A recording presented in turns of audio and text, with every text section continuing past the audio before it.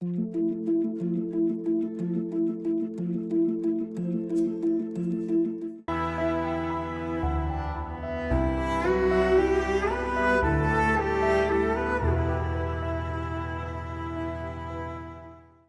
Bob, how have you been expanding your ability to think over the years?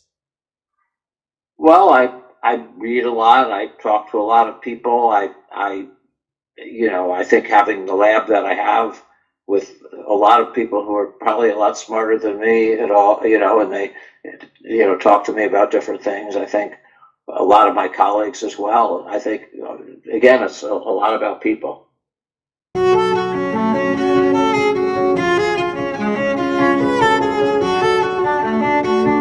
Sion, how have you been expanding your abilities to think over the years? Oh, that's really interesting question. Expand ability. I don't know. I've never thought about in that way. I just whatever I needed to do, I just try it. Whatever situation I should push more, then I push more. And I'm kind of like an adaptable person, and depending on the situation, I try to adapt to that situation and do something rather than the complaining about it. Because if something happens, some people just complaining and do nothing, and it doesn't help at all. But my case is whatever better things happen, try to adapt the situation and solve the problem rather than the complaining, because we don't have any energy to waste to complaining or mad at that. And I really want to use my energy more like a productive way rather than the wasting way.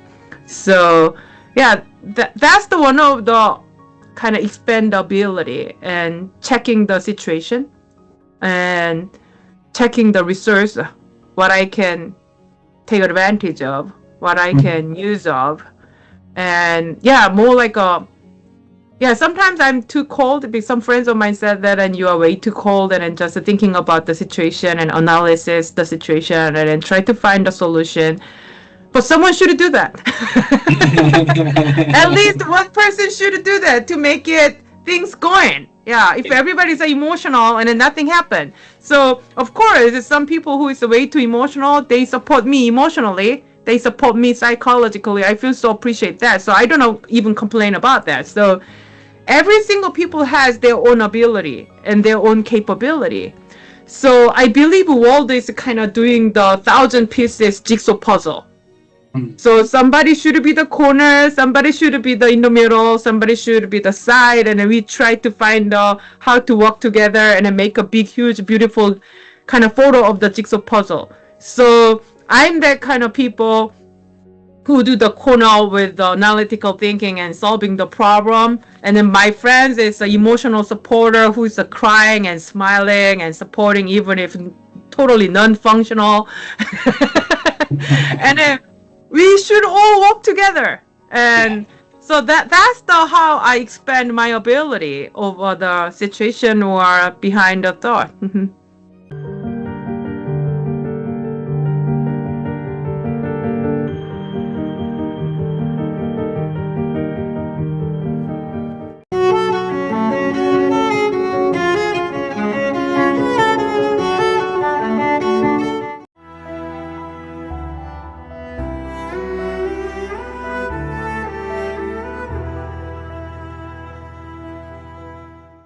The question we have for you is how have you been expanding your ability to think? I expand my ability to think, and this is just me. Fitness has always been my go-to. When I'm in the middle of a workout, today I was hanging from the dip bar. My shoulders were burning, my abs were burning, everybody was dropping from the bars. And I'm like, no, Amy, you're not going to drop. You're going to, yeah, it burns, but okay, let's focus on this. Let's keep your legs moving. Let's focus on momentum. Let's focus on a specific count. Let's focus on whatever. I take what I learn about myself and my ability to push through I take that and expand it into my real world. So I'm sitting here today and I have 9 hours of work. I'm tired. I want to go home. I don't want to be here. But I break it down into piece by piece. I'm working on this for this patient and this little girl, and she needs a prosthetic leg. And that right now is more important than my discomfort or my wanting to go sit on the couch. I'm actually doing something and making a difference in the world. I will take my ability to figure it out in some of the most harsh conditions, physically and mentally, and then apply it to the rest of my world. Mm. And to be honest with you, with the work that I do, I'm the director here at A Step Ahead Prosthetics.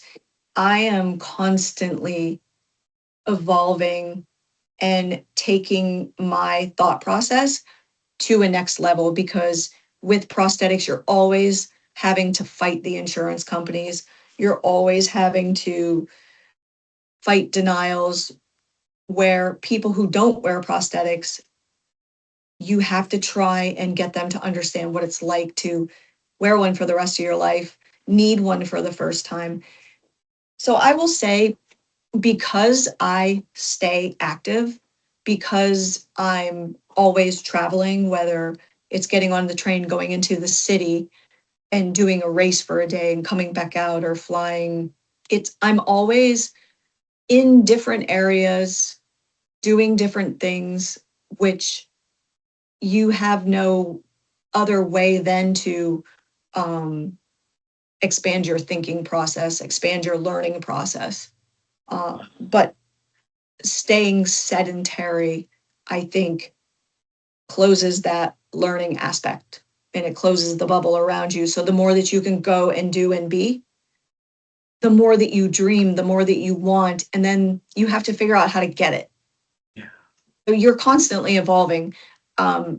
You're meeting with these amazing people and you're taking their thought processes to do the amazing things that they do and applying them to your life. And that's the exact same thing. You're meeting someone and you're saying, wow, that's a really good lesson and I could apply that to my life. I'm using fitness, sports to create that feeling in me that then I apply it to my life.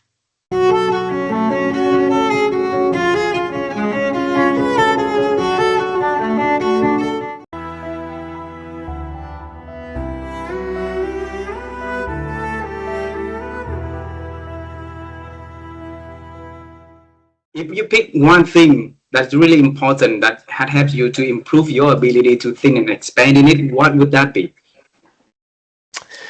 I think, well, I think a big thing that just jumps to mind is self-care, really, like just trying to eat well and move my body as often as possible, and to have a good night's sleep, and to really be able to like tune into my body and just being and my brain, to know when I'm depleted and know when my capacity is low, because we get all these signals from our bodies like constantly, and from our brains, and these can really tell us, like, give us indications of what we can do, so that we can have the capacity to think in the way that we really want to be thinking, right? Like I think but like, if we start to get depleted, if we start to not get enough sleep, if we don't eat well, if we don't move our bodies, we can get into these plateaus, and our thinking, it's really hard to be creative, right? And to be able to listen to other people, and to be compassionate, and to develop deep connections with others when we're not like fully nourished ourselves. And so to me, that's something that to me, that's like the ultimate for thinking, is to get in touch with like which foods are really, and actually there's a breakfast that I like to eat most days that I think is actually really helpful, and it just like, there's a lot of protein, and there's omega-3s, and and I think like there's walnuts and blueberries and there's oats. And this breakfast actually was written up in this magazine GQ. If so, you can actually go and find my breakfast. They did like a story on it, like brain boosting breakfast. But I mean, to me, that's important. There's certain foods that actually help us think better, and most recently, I think like omega-3s are actually something that have been deeply on my mind. It's in fish and walnuts and algae and things like that. So it's like I just tuned it. Like I feel like being tuned into your body and your brain. And people wear devices like rings and watches and things to monitor sleep, and I think that can be really helpful. But we also I think we shouldn't forget that our bodies are also giving us signals, and we don't necessarily need the technologies to tell us when we're depleted. And I think the more we can tune into our intuition, our core kind of wisdom, it can really be an amazing compass and guide in our lives to tell us like what we need to do our best thinking, and to be able to have the capacity to listen deeply and connect deeply with others. Wow.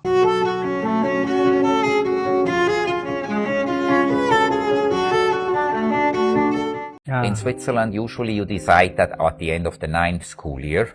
So we were a little bit in a rush to find a future for me. My timing wasn't exactly good. So I also had to decide something to do right now, So the idea was actually for me to go to the hotel management school. And maybe through the hotel management school then to do something like work for the Red Cross. Red Cross. Right. You see, people working in the hotel management school, many of them afterwards are actually not becoming a hotelier. Oh, really? So they go to work for the United Nations, they go and work in diplomacy, they go and work for NGOs, because they have skills such as working in a multicultural environment, speaking with different languages, they learn calculations, they learn logistics, they learn hygiene and organizations, and these are all skills which are highly, highly in demand for NGOs. Yeah. And Switzerland, Geneva, is after New York the second headquarter of the United Nations. Yeah. And with this you have all these international NGOs there trying to do some lobbying, right? Yeah. So that was originally a little bit my idea. So when I wanted to go to the hotel management school, I obviously had to ask my parents to pay for it, and they basically said no. What? And they said, you need to learn to work. Number one, Andre. So we're not going to pay you just the hotel school that you're one of those kids going to school. We know many of them, right? And number two, they said, look, Andre, whatever you want to do, you have leadership in you. You are an alpha. Wow. And with this, you need to lead people. You cannot lead people if you don't understand them. And Who say that, Mom? My father mainly, but my mom was on the same page. And in order to understand them, you have to be one of them. Wow. So they said, you go and learn a job. You want to go to the hotel school, first you become a chef, or a receptionist, or a waiter, whatever, you go and learn. You earn 50% of the money yourself. When you have a proper job in hospitality, when you have the 50%, we give you the other 50% to go to the hotel school. Wow. So I was forced to find something, and I decided to become a chef. Yeah. So at that time, I wasn't an enthusiastic chef. I was more like, okay. But over time, and because I had the right teacher, I started to love being a chef. I got my passion to be a chef, and I made my way through this, yes. But the point is this, because I was a chef, I was together with other employees, sitting there, living there, sleeping in the bedrooms where 6 employees sleep together and all that. I really, really deeply understand how a rank and file employee thinks. And this is something which is deeply in the roots of the Swiss system.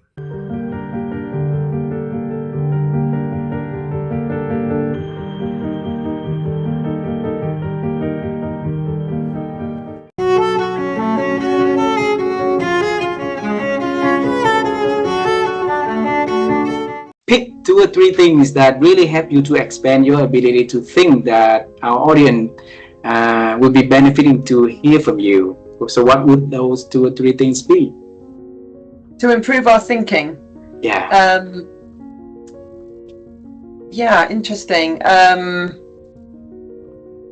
I guess, yeah, the one is already the one I've just said around that, just that mindset of curiosity is our first thing, is that constant learning, reading, listening to podcasts, and, you know, just gathering that knowledge and doing that training and development all the time is really key to improve our thinking.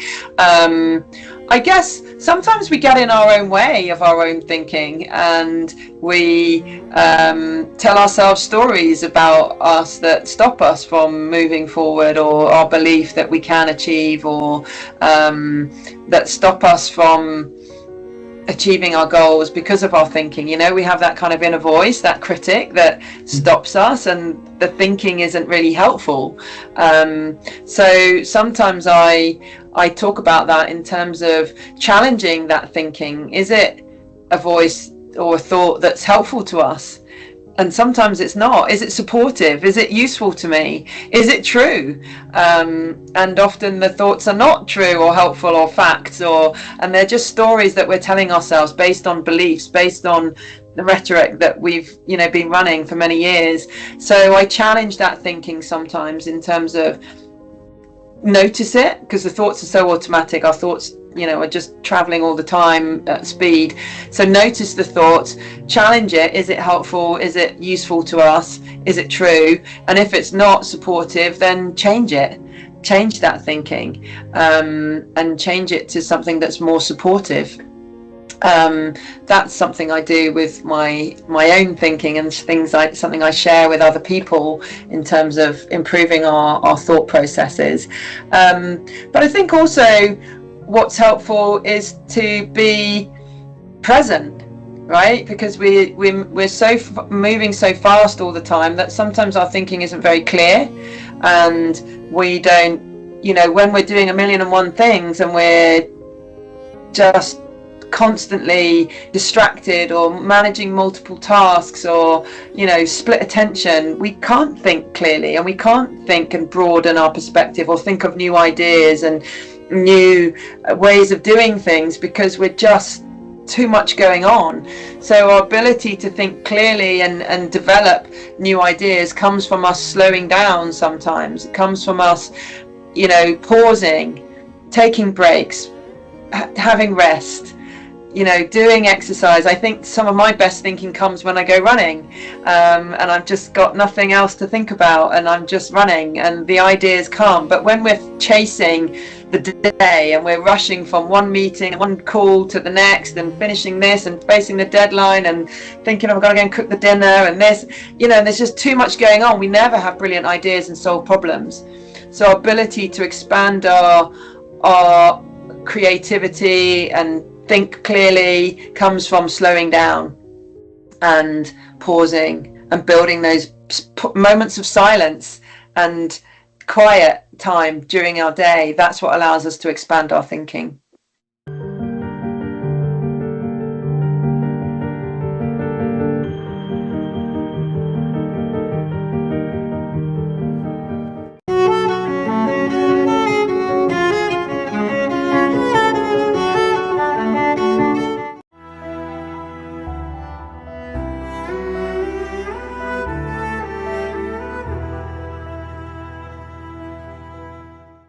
How have you been expanding your ability to think over the years? Probably through a couple of good mentors. I will not call them boss because I don't like the word. I call them mentor. I have a few of them which they help me a lot in the job itself, and also in how you have to control your emotion. Because to be emotional in this kind of job several times, it will not help you. So if you react to everything is happening to you, it's not going to help you. So you need to first, okay, calm down. let me understand why it is happening and why I have this kind of reaction, why I have this kind of emotion. Wow. And when everything is clear, then I can go and talk. Yeah. Before I was not like this. Before I was reacting very much to everything, you know, to everything that coming from the outside to myself, and getting upset and getting angry, and then I understand no need, you know. Wow. The moment I understand this one, I cannot tell you I don't know, you know, I cannot recognize when. Probably my mind and my way of thinking, of course, changed throughout the years. But then I learned to receive what is coming from the outside. Okay, keep it and analyze better. Rather than give an immediate reaction. I believe, You know, and then you can decide, okay, is this important to me? Yes or no? If not important, then leave it. Don't take it even in consideration. If it's important to me, okay, what can I do?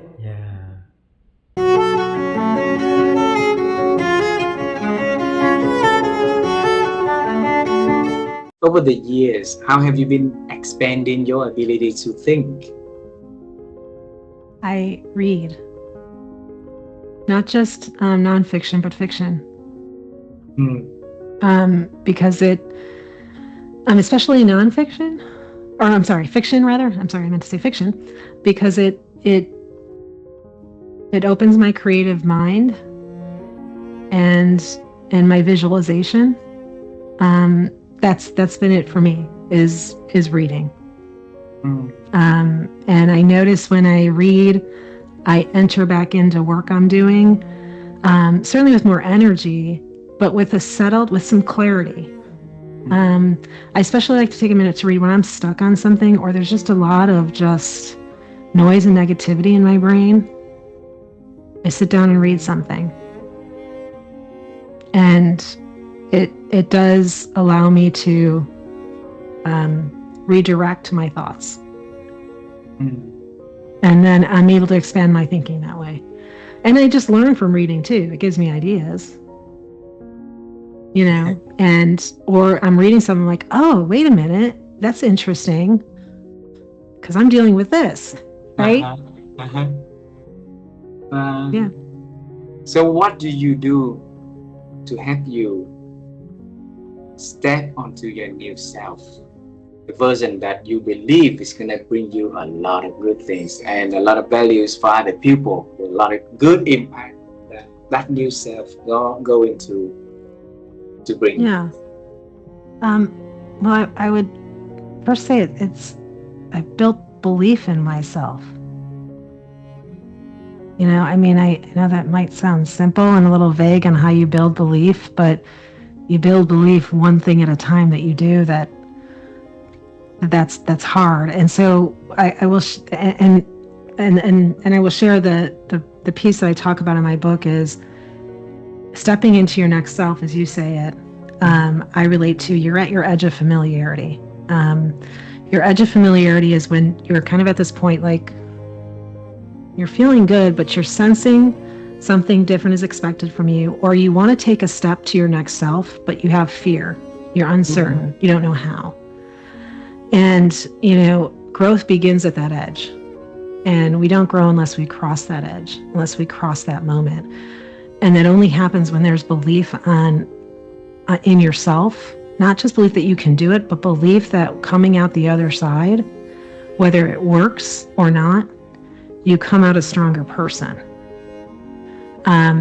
And so I've been, you know, as I think about that, it just reminds me of that place where I'm often at my edge of familiarity and I'm just hesitant to take a step. How do I remind myself of the belief in what I'm doing? Wow.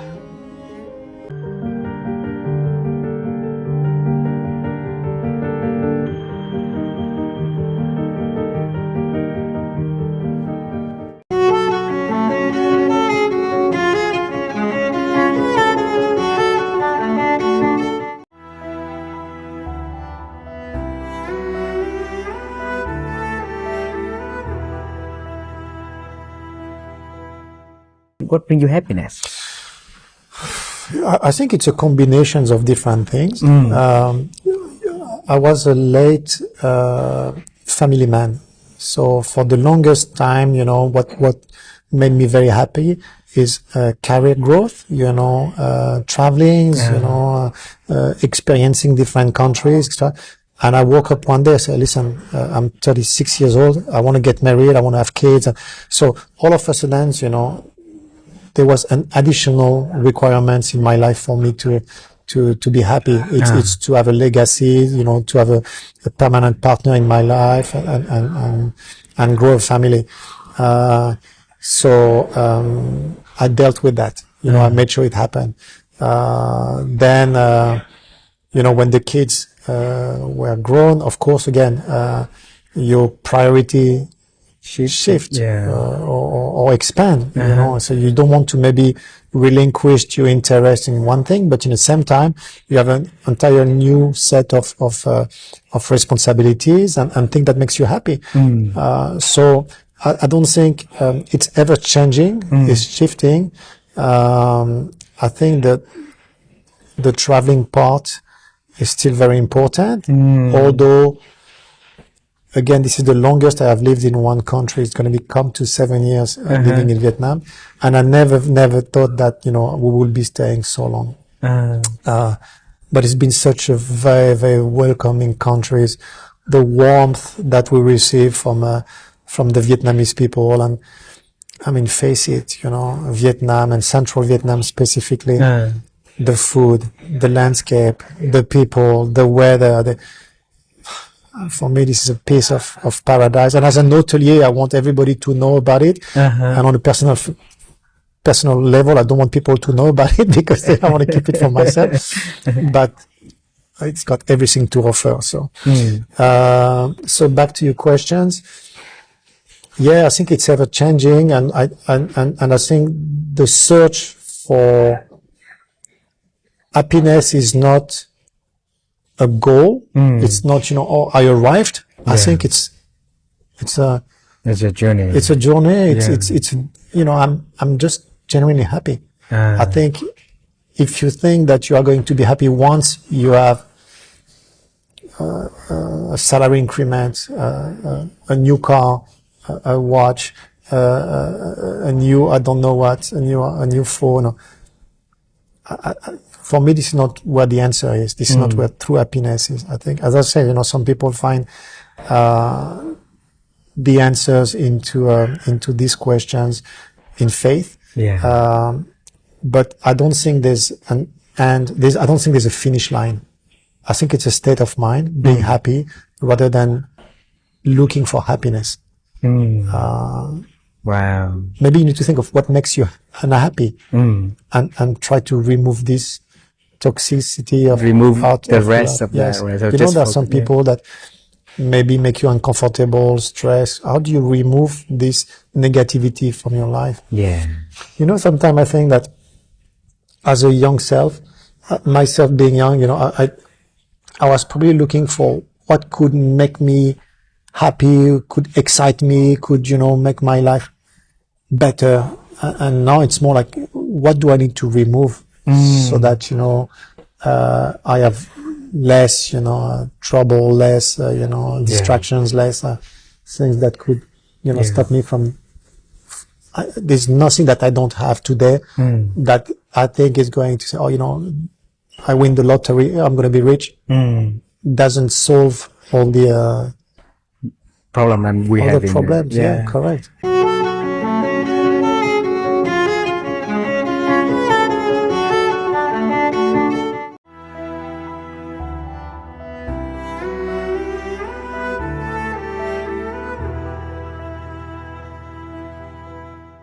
How have you been expanding your ability to think? I think there are a few things that help me. Definitely quieting my mind and the thoughts. So I think meditating. Yeah, it started with yoga at first, because at the end, you enter shavasana and state where you can really release all of your thoughts. And then I started to meditate. My mom is meditating a lot, so she has also taught me a lot this ability to Alors, because you're talking about like how to think, but I think how to think in a very conscious way. It's when you know how to quiet a little bit your mind and your intrusive thoughts. Yeah. So I think meditation helps for that. And the second thing that's for me personally has helped me so much is journaling. I have been journaling every day for the past month, thanks to, because I'm seeing someone like a coach who has been helping me to build a beautiful routine. So I'm using different tools, like I'm doing breath work, like to quiet a little bit the thoughts and to be able to think in a better way, in a more conscious way. And journaling has helped me also to sit down, because I had like prompts to answer every day. So it's like you sit down and you're really, okay, you focus on something and then you start to think. So yeah, I think journaling, breathwork, meditation has helped me a lot. To expand your ability to think, to have a clear mind. To have a clear mind. Yeah. Yes, exactly. Wonderful.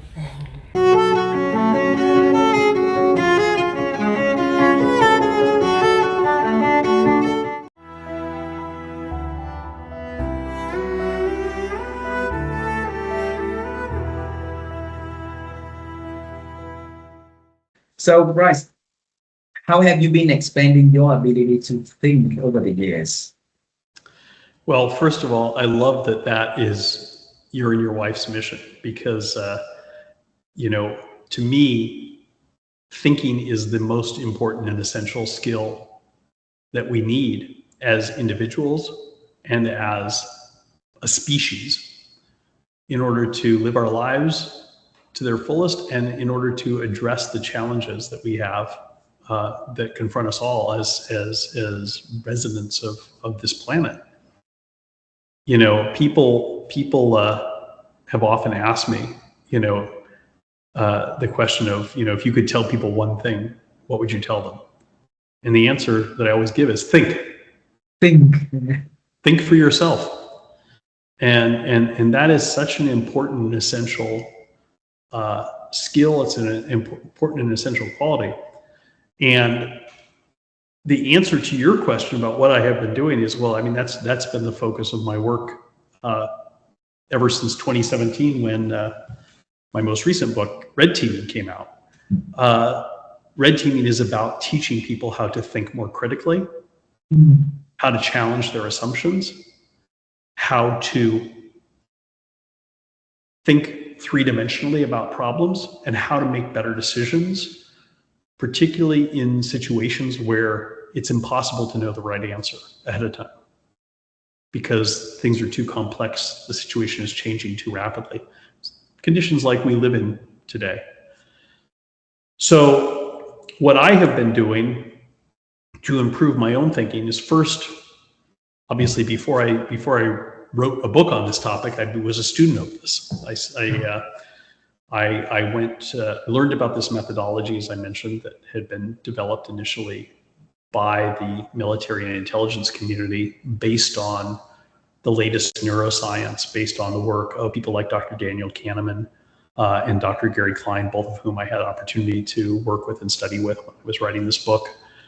And I started as a student of learning these methods, these tools and techniques for thinking more critically, for applying critical thinking, for thinking more expansively.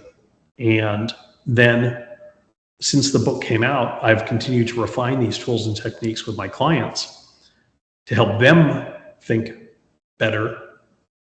And in the process, that's improved my own thinking, which gets me to the answer to your question, which is the best way. Thinking is like thinking is the opposite of a razor or a knife. The more you use a razor or a knife, the more it becomes dull and useless. Thinking is the more you think, the more you use your brain, the more you think, the better you get at it, the better your thinking becomes. So it becomes a virtuous cycle. So what I teach my clients is that the more you challenge yourself, the more time you're willing to spend thinking, I don't mean spending time avoiding a decision, but I mean just spending time thinking things through. The more effective your brain becomes at problem solving, at putting together complex pieces of data from different sources and drawing the best possible conclusion from that.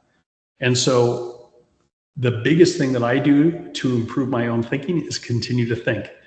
And that leads me to my motto, which is don't outsource thinking. Yay! I took a screenshot for that. Yeah. Yeah, because what most people do, unfortunately, especially today in the age of AI, is they're too quick to let others think for them.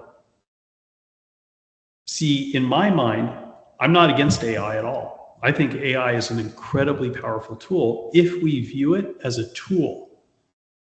So to me, artificial intelligence is like an Iron Man suit for your brain.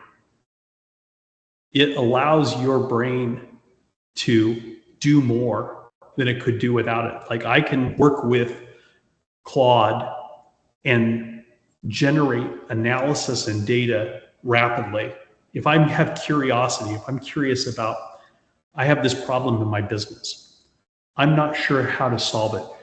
Go out and find out what 5 of my competitors are doing and tell me, give me an analysis of what they're doing that's different than what I'm doing. And in 10, 15 minutes, I have that sitting in front of me. That allows me to think much more expansively and deeply than I could before artificial intelligence existed. And so I can make better decisions. But if I say, Claude, what I'm doing in my company doesn't work, tell me what to do, then I'm outsourcing thinking to something else. And maybe it will give me a good answer, maybe it won't. But what it definitely will not do is give me a new answer. Because artificial intelligence can only give us answers that people have already come up with. Because it's bound by what exists already that humans have thought of. Whereas if I use it as a support, as a force multiplier for my own thinking, I may come up with not here's the 5 things that my competitors are doing, here's the best one.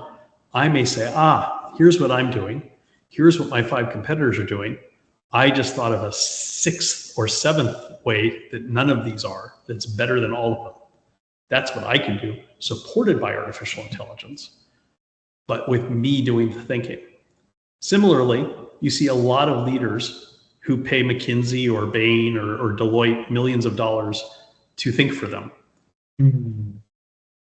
And that's unfortunate because you know, the job of a leader is to think for themselves. To get input, yes. But if you outsource thinking, you're not developing the skills that will make you and your team successful. I had this conversation with one of my clients a few years ago. They had just signed a multi-million-dollar contract with Deloitte to do strategy development for them. Mm-hmm. And I told the CEO, this is a big, Fortune 25 company. I told the CEO, I said, let me ask you a question. I said, why did you just sign this contract with Deloitte to do strategy for you? He said, what do you mean?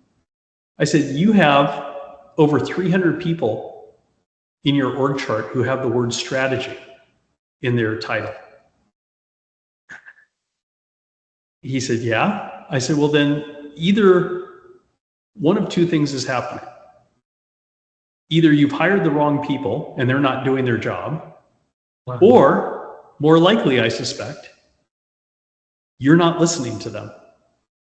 Instead of trusting your own people, you're hiring Deloitte because Deloitte puts its stamp on it and that makes it safe. But Deloitte doesn't know more than your own people do about what your strategy should be.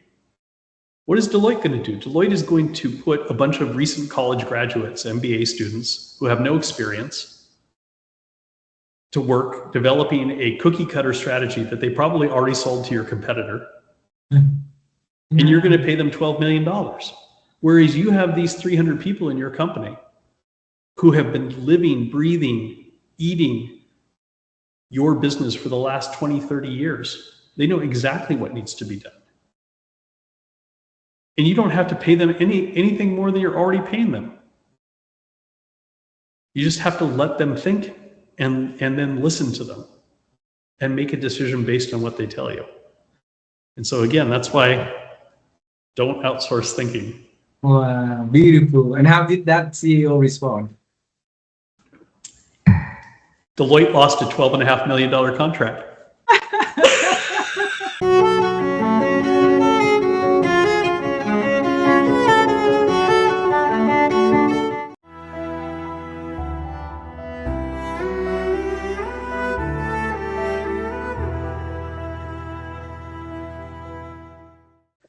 Virginia, how have you been expanding your ability to think over the years?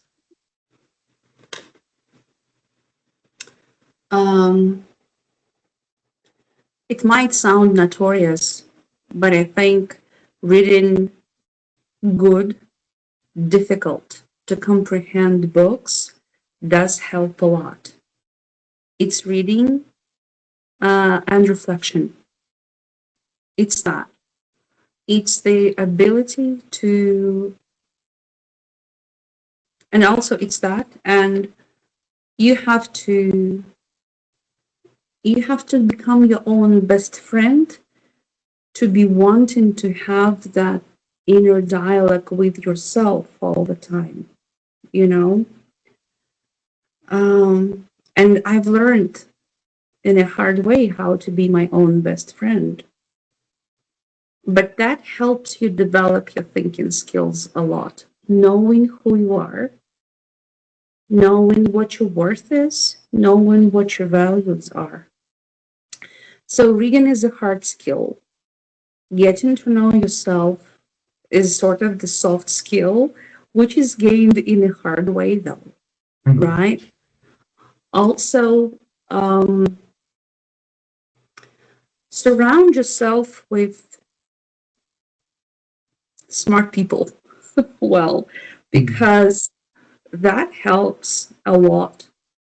Look for the communities where people come together to discuss, to talk, to share.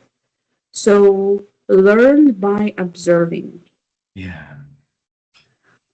That really helps. And I'm not talking now about the specific methodologies and the structures and the frameworks that are there to help people develop their cognitive skills. If we talk about thinking as a cognitive skill, right? And then the last but not the least is to ask questions. You know, encourage yourself and others. Ask questions, because that's where the thinking start. That's what thinking starts with. So ask question yourself, be curious, and encourage others. Wow. To be curious about everything. So I think these are the things that are very critical for starts thinking. But I think there is a fine line between kind of, thinking and rationalizing. Wow. Tell me more. So, Tell me more. and people have to know. And see, the thing is, there will be just my perception, and others may have it differently. So I don't want to impose my perception, my view onto others who I hope maybe, listening or watching this podcast, But I think everyone have to answer that question to himself or to yourself, When is that I think? When is that I, kind of rationalize, And also, even though the conversation is about thinking now, but I think again, I just want to say that feelings should never be forgotten, because Wow. these are the feelings that make us the human beings. You know, the feelings, the empathy, compassion, and all those other beautiful attributes that the word empathy embodies. So it's that and thinking that makes us human. What a wonderful answer.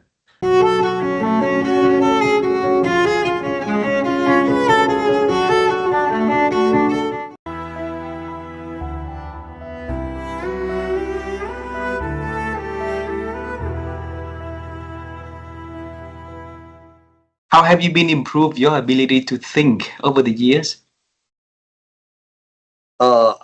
I think with more knowledge that you get, and the older you get more maturity, and you can analyze situations more rationally than that.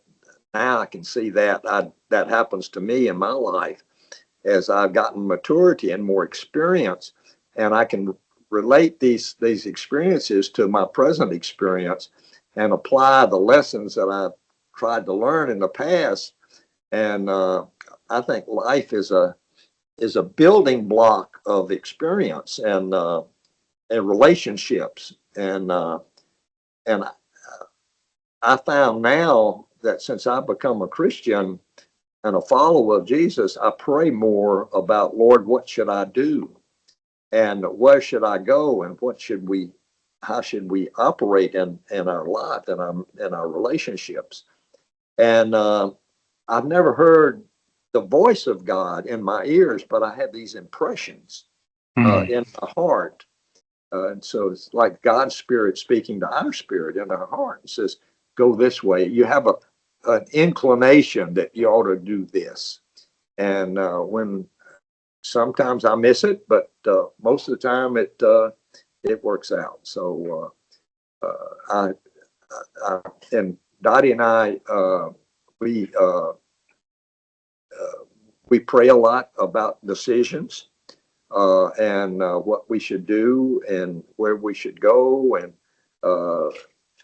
what we should say, and just all of these things that that make us one, if you will, with God. And so it's been an exciting journey for the last 40 years or so. And, so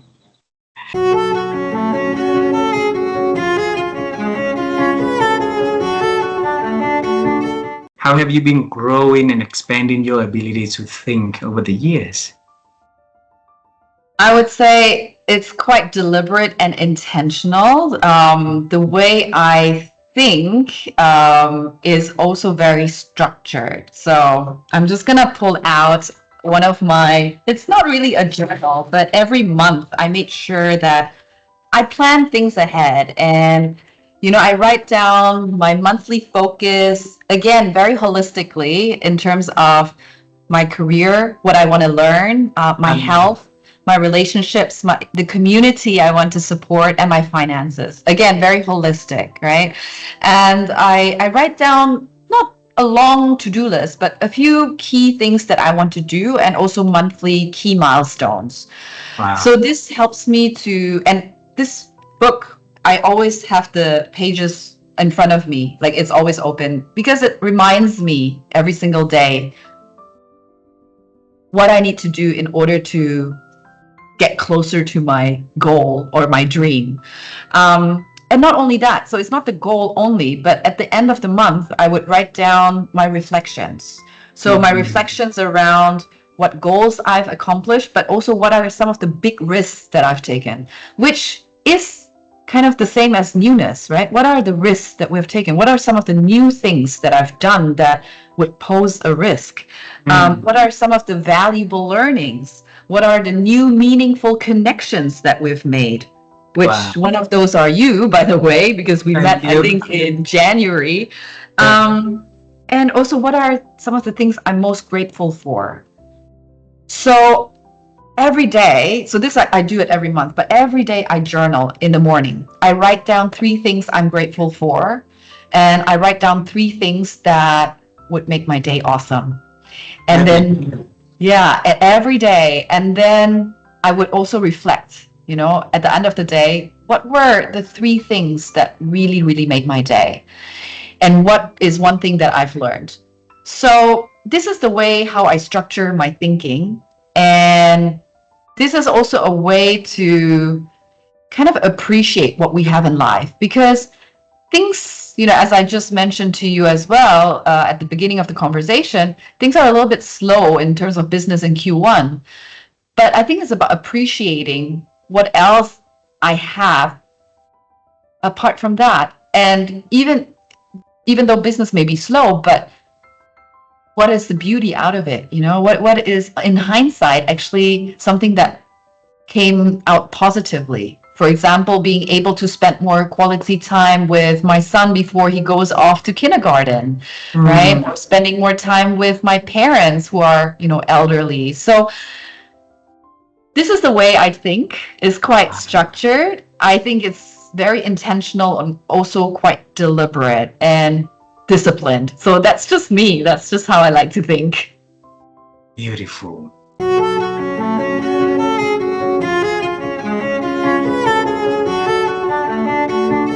How have you been expanding your ability to think, Simon?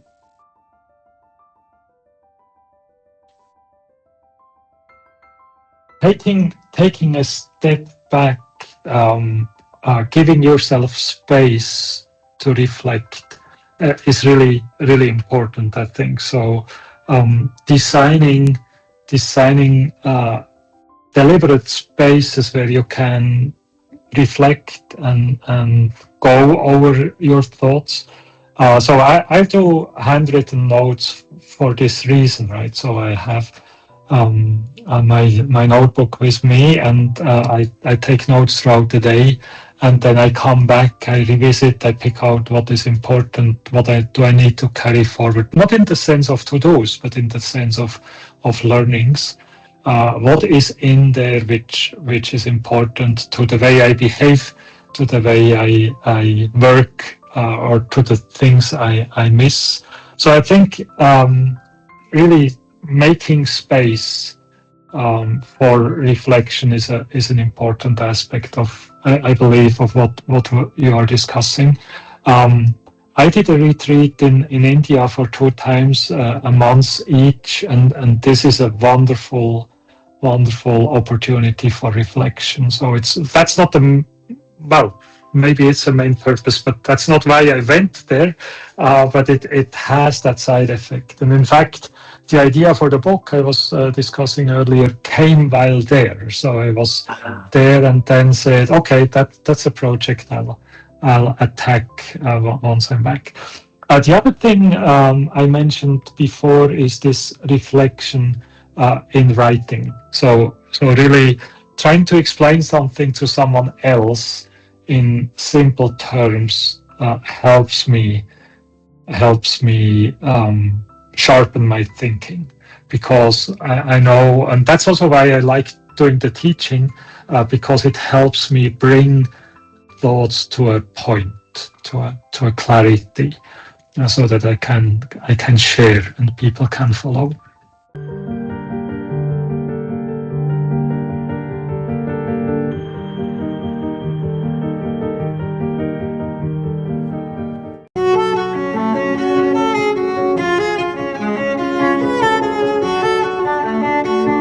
Christine, how have you been growing your ability to think over the years? That's a great question. I know for sure I've been pushing myself to be in situations with people that are different than me, but like try a new interest group, or experience something that I might not normally be that interested in. And I'm going to go back to my doctoral program just for a moment, because that's another example. We had a class on diversity, and that totally changed my life, this one class, because I realized I had such a very narrow framework of the world, and I'm a person of privilege. I'm a white middle-aged woman, and I got to see the lived experience and hear the lived experience of classmates who are many whom were people of color. And I realized I had got to be aware of my own limitations, my own biases, and continue to push the envelope. So doing things that I normally wouldn't find necessarily, oh, why would I do that? But now trying more and more of those kinds of things. And that example of that diversity class is the most powerful example I can give you. And even a silly little example, I love fiction, novels. And I was in a book club not that long ago where the person who got to choose the book chose a short story anthology. And I was like, oh, I hate short stories. They're so short. And I'm not going to like this. But I realized, no, you got to do what the other people are saying. So I read this short story anthology. It was great. It's wonderful. So I just have to keep reminding myself of what a limited view of the world I have if I only stick with what I know. Wow. And that, again, it does help me because I do like to be curious, but now I've realized I can't just be curious in a very selective fashion as long as it fits in my little box. I got to be curious about other things. That's why Vietnam is so exciting.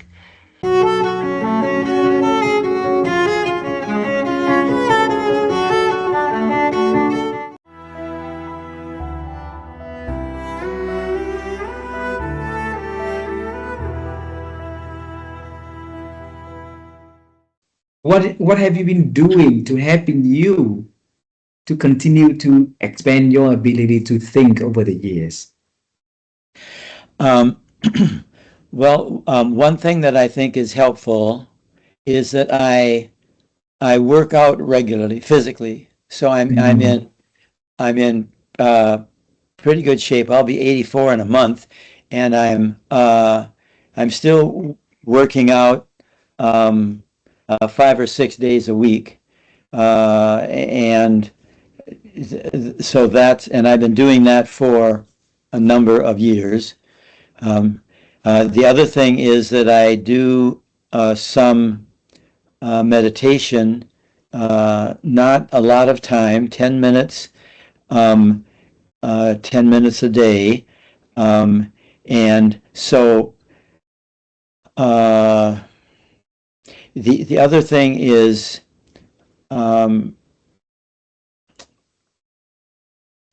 that I'm just trying to think about what's regular in my life. I pay attention to there's a Richard Rohr's morning meditations that I read every day, and what I do when I read those meditations, they're wonderful. They're based on, they fit exactly with my book All, because he's a wonderful mystic, a Catholic a priest, and so I read those meditations, and what I do is if something really stands out for me, I will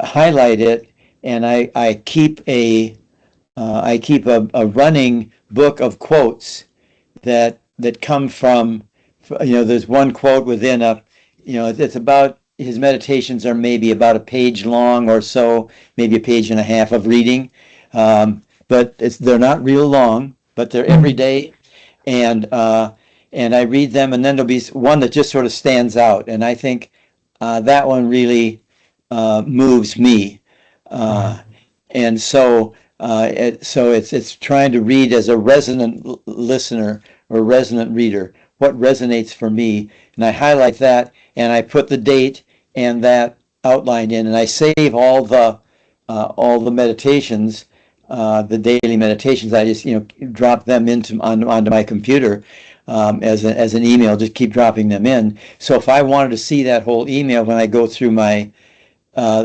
book of quotes, then I leaf through those sometimes, and I say, oh, I want to go back to the whole context to see it.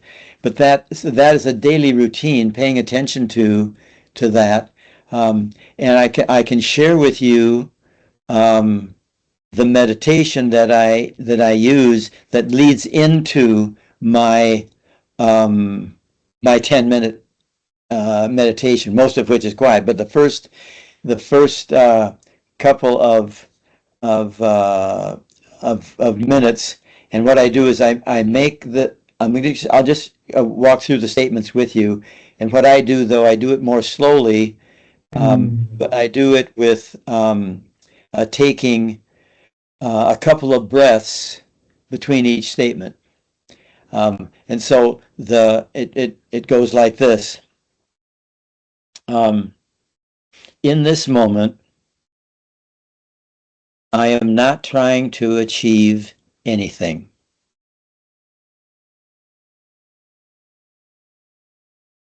There are no goals.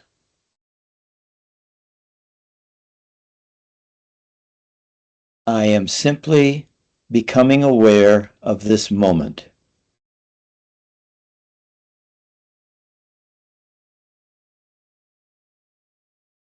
Becoming aware of my experience of this moment.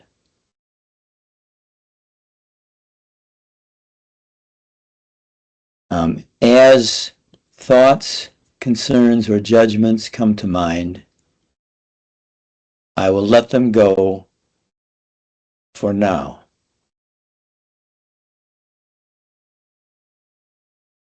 Focusing instead on my moment-to-moment experience of being present to what is.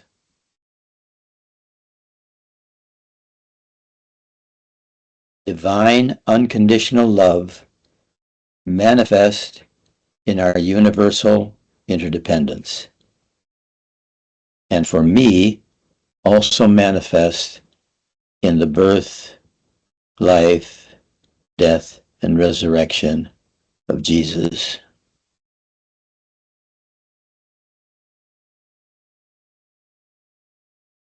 Amen. So I just repeat those, and again take more time in between the breaths, and then I just sit still for the remainder of the 10 minutes. It takes me a couple of minutes. Sometimes when I'm working with people I was working with a group of Catholics on bringing peace to Europe, and I was in Poland, and I did that meditation for the whole group as a beginning. And the polarity that I wanted to start with them, they were wanting to know about how a polarity lens might be useful in bringing peace to Europe. And I talk about the polarity of being at peace and working for peace. And so that the importance of taking time to let yourself be at peace while you're also working for peace. So those are some things that help me. The other thing that helps me is one of my mentors, Jack Gibb, said that if we can see an individual or a team, an organization, or even a nation state, if we could see them completely, love would just be a natural byproduct of the seeing. Wow. And so I think that a polarity lens enhances our capacity to see another person more completely, or another organization or nation more completely. So it enhances our capacity to love. So that capacity to love, I think, comes from being loved, for sure. Being aware of being loved increases our capacity to love and respond to that experience of being loved. That's why divine unconditional love, the awareness of that, is so supportive. And another thing is to work with the assumption that if I could see others completely, love would be that result. And then I can be more intentional about attempting to see others more completely. And so it's a real gift. For example, your process that you have just engaged with me in an effort to see me more completely by letting me tell my story, letting me talk on and on, is a wonderful expression of love. To engage seriously as you have and lovingly in wanting to see me more completely. That is about the most loving act that you could do for me, and I appreciate it very much. Wow.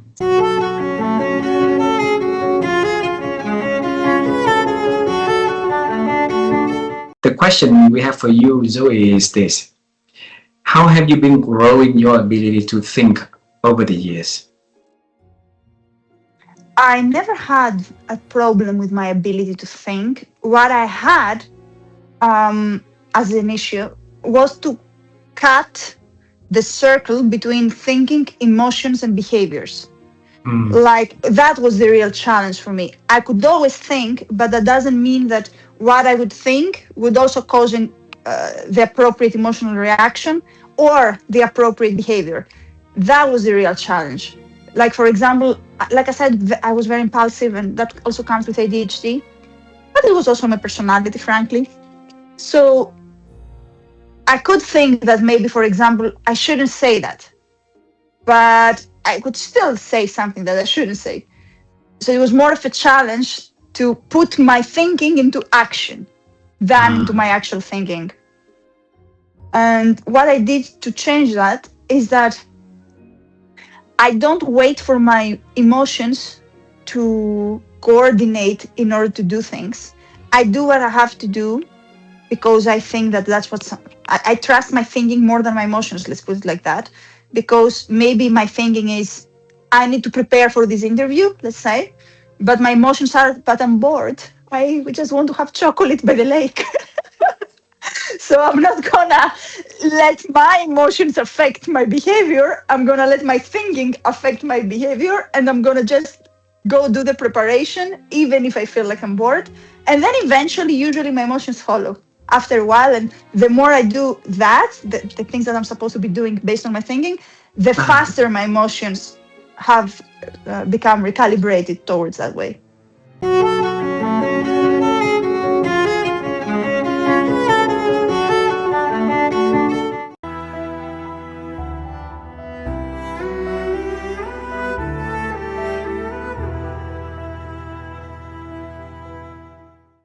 How have you been expanding your ability to think over the years?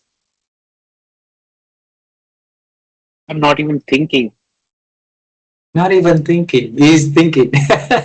Explain more. He's thinking. You know, we unnecessarily think that we're very important. We unnecessarily think that we need, in today's day and time, we have so much information coming to us.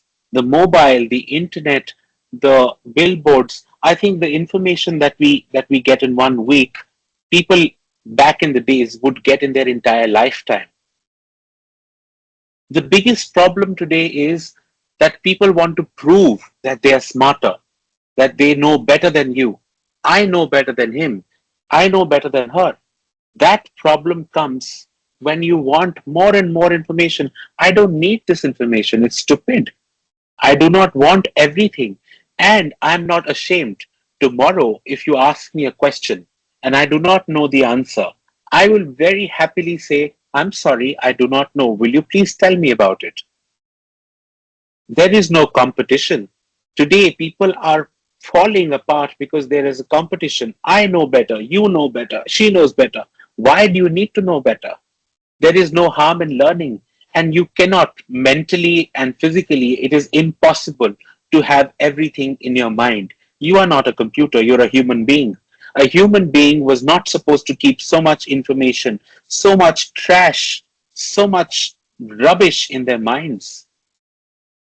Even after a time, you need to delete the information from your mobile, from your hard drive, from your laptop, because when it's full, it doesn't operate. When your mobile is full, it hangs, it does not run. So you need to remove some of the data from it so that it can work efficiently.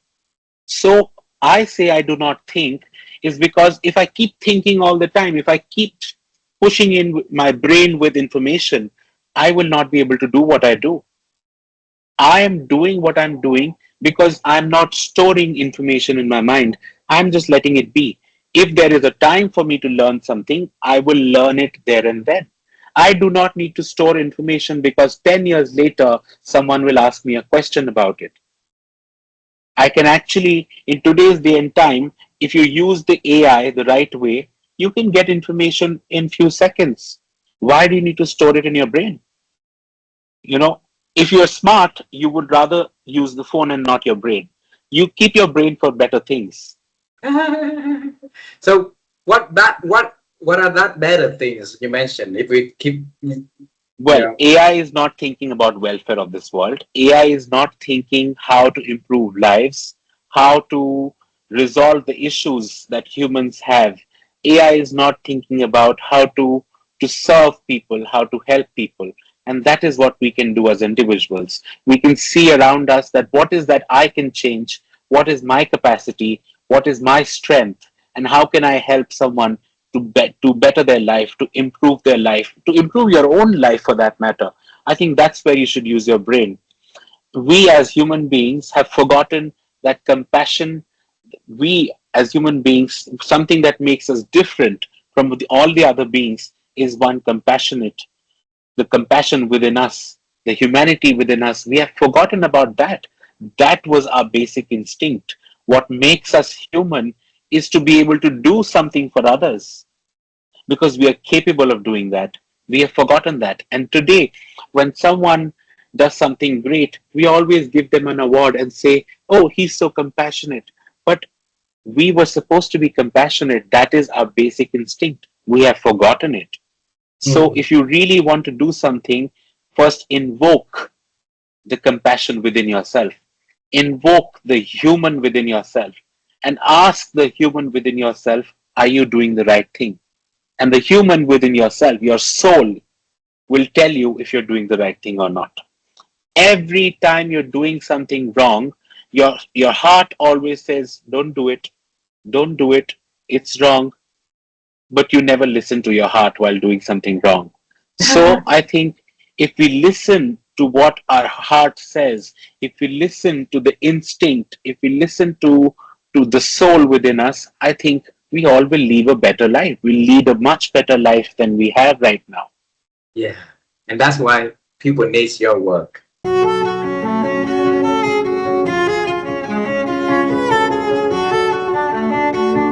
So the big question we want to ask you, Mark, is how have you been expanding your ability to think? Well, I always try to do a little bit of, I don't necessarily use the word that you use, but to try to find newness every day. And what's that one new thing each day? And I always feel like I'm exploring. Like there's never been anything that I've done in my life where I feel like I've got it all figured out. And so I always feel like I'm trying to figure it out. Like even when after the first Ironman win in 1989, a lot of athletes, the first time they win a big race like that, they feel like I figured it out. And they come back the next year thinking they figured it out, and then they don't win. Because every year is different, right?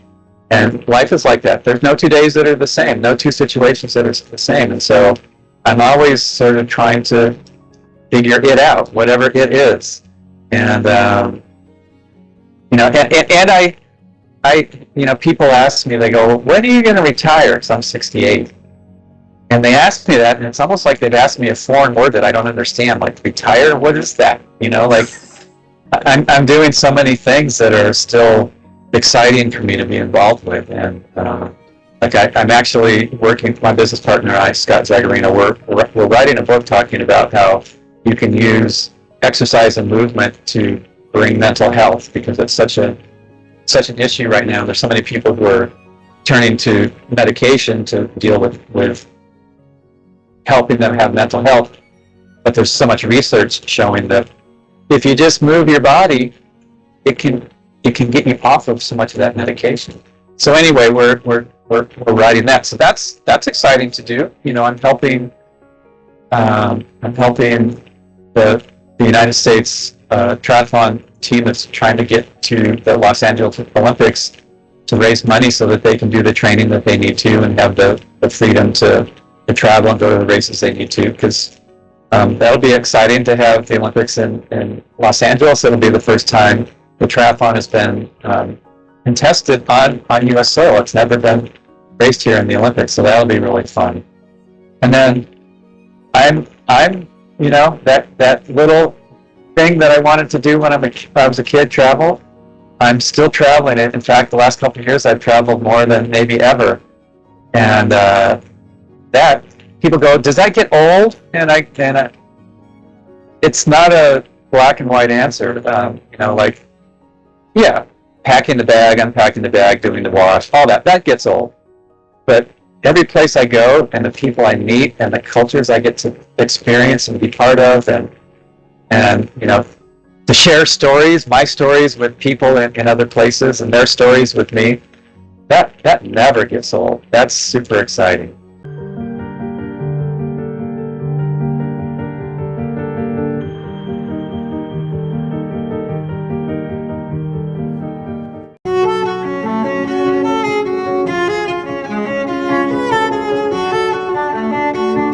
Question for you, Liz, is if you look at your life, look at all the work you do, and now answer this question: how have you been growing and expanding your ability to think?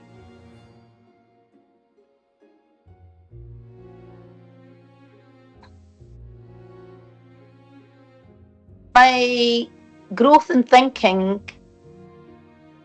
is just an ongoing learning experience for me. I don't think that I've even got there yet, because everything evolves as you evolve. But for me personally, I personally think that I'm on this earth to be the best version that I could be of me.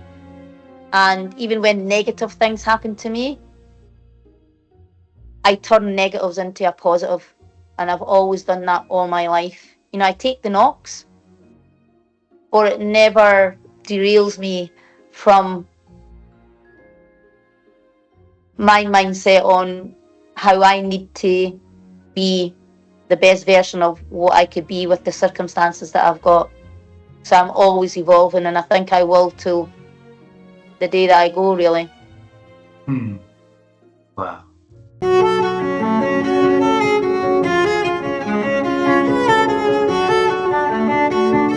So how have you been growing your ability to think?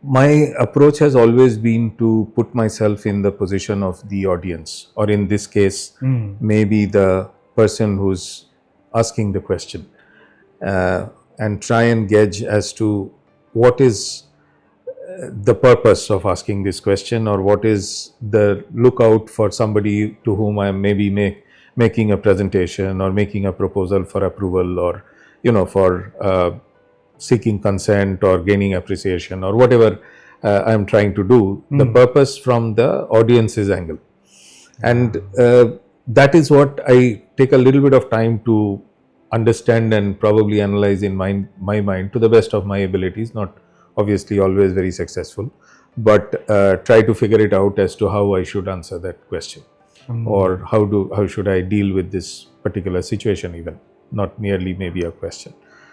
In terms of thinking, uh, it has really changed over time. Wow. I guess it has, when I started, it could have been probably more in the form of, ad hoc, off the cuff reaction, to maybe more and more putting thoughts behind as my age grew over time, and realized the consequences of not thinking before doing or answering or saying something. And then I guess that has become more or less a habit over time. And the way of looking, approaching problems has also changed over time by facing problems on a day-to-day basis and trying to find solutions. That has also modified.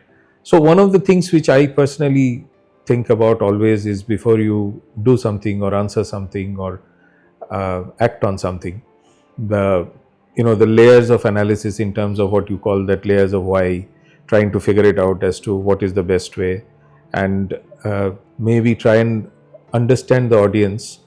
In case it is more instructional, trying to make sure that the instructions are clear. If it is more trying to satisfy a curiosity, then maybe trying to figure out what is that curiosity all about, so that you are focused on that. So essentially, again, boiling down to understanding the audience before you do anything or say anything. Wow. Sheila, what would be your best advice to help people to improve their ability to think based on your own life experience and your own way of thinking?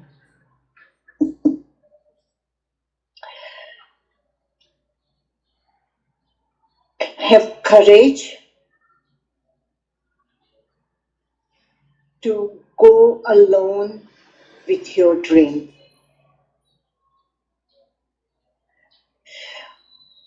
What do I mean by that?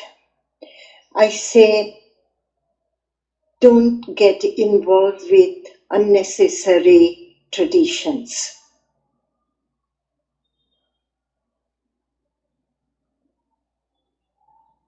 Don't feel down or hurt when people talk nonsense about you, or don't engage in coffee clutch.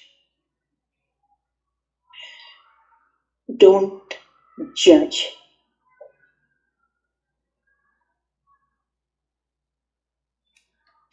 By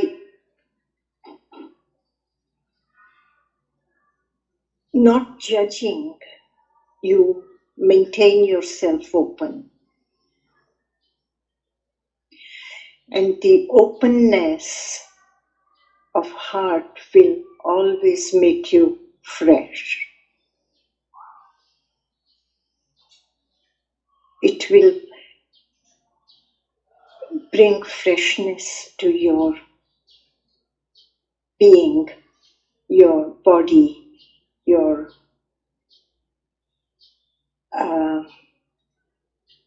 way of thinking.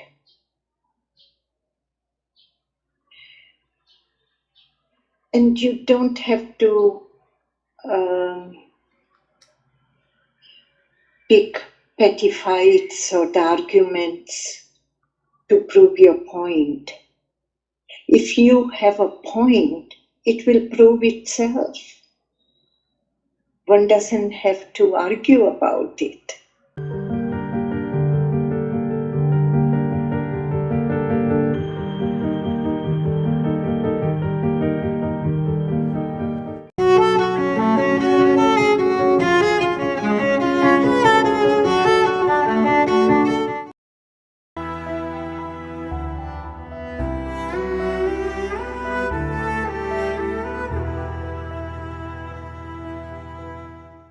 So, Professor Sasa, how have you been expanding your ability to think over the years?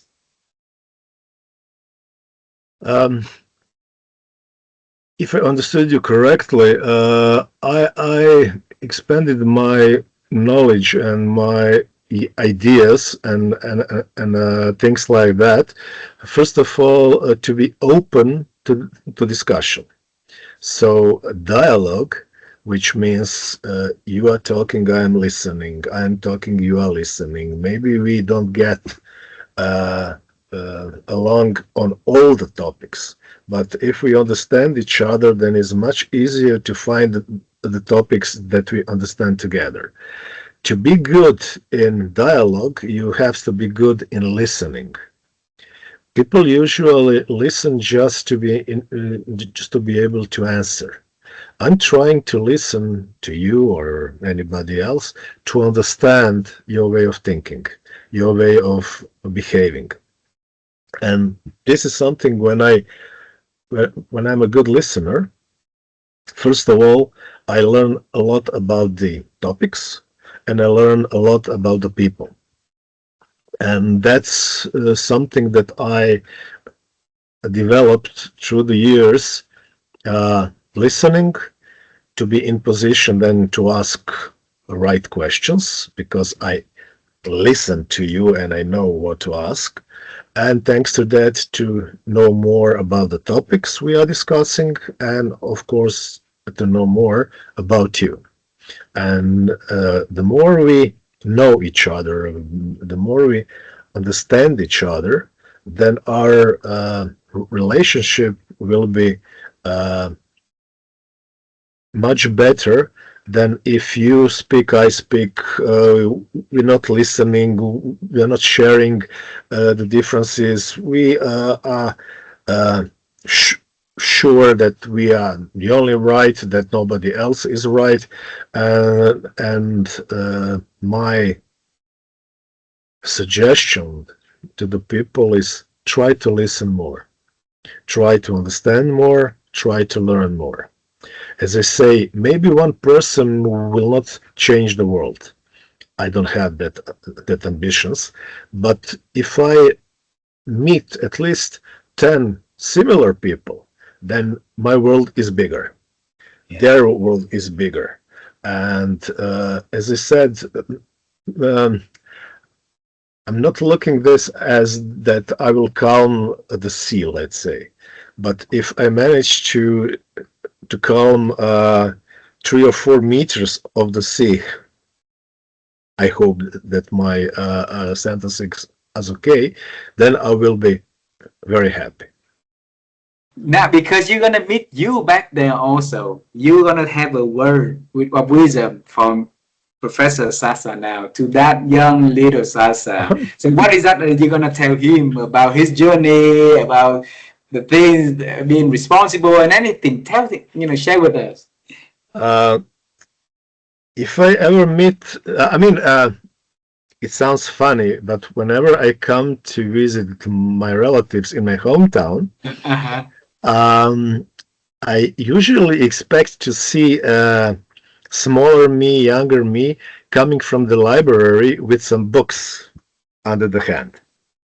So if I will have a chance to discuss with him, I think that I will just say, go on. Don't change anything in your life. Continue to learn.